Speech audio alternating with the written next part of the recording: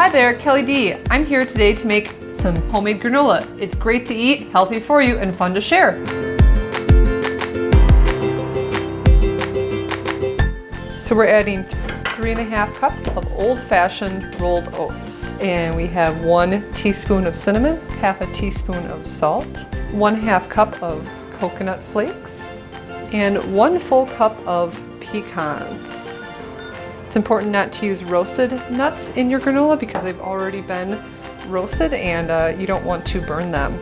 So now we just give it here a nice little mix, breaking up some of the coconut flakes. They can get a little bit clumpy. Start with a ½ a cup of maple syrup, good to the last drop, 1 tablespoon of vanilla extract, and a ½ a cup of melted coconut oil. I've gone ahead and melted my coconut oil in the oven while it's preheating to 300 degrees. And last we have a ½ a cup of honey. You can use your own discretion and add a little bit more if you so choose. Now we're going to give those a nice mix. So now that we have our dry ingredients nicely mixed, we are going to combine with our wet ingredients. And you're just giving it a gentle toss so that everything is fully mixed together. And just a nice toss with your spatula. It's important to have a good consistency of wet and dry. I prefer my granola to be a little bit on the wetter side. That usually indicates it's a bit sweeter. Nicely combined. Another nice tip to add crunch and flavor to your granola is to add 1 to 2 egg whites, giving them a light whisk, and it also helps to produce a more clumpy granola. Better for snacking.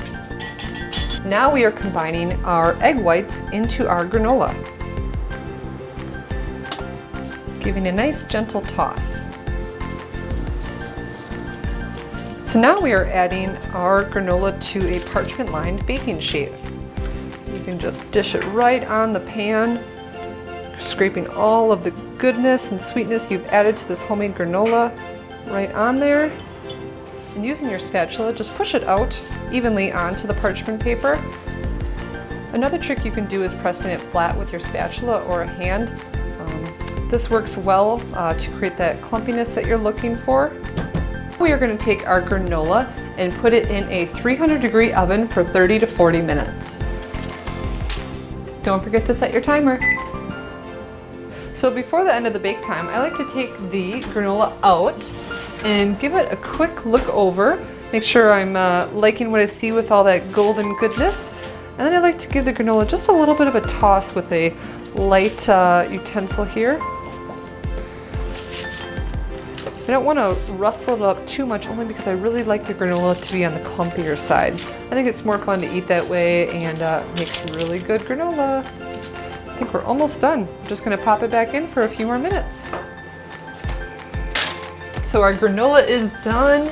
It is golden and delicious. So now our finishing step is adding the sour cherries. Sprinkling in. Here we go. And then just give them a nice toss. Yum, this looks golden and delicious. I can't wait to have some with yogurt and fresh fruit. All right guys, it just came out of the oven. It is hot and fresh and smells delicious. Check out that. Sour cherries, pecans. This is Kelly's Killer Granola. We love to serve it here in our house with some fresh fruit, obviously granola, and some yogurt of your own choosing. All right, we're gonna throw some things in here.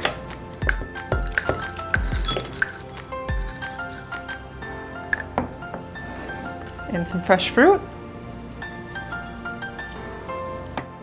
All right, dig and enjoy. Looks good.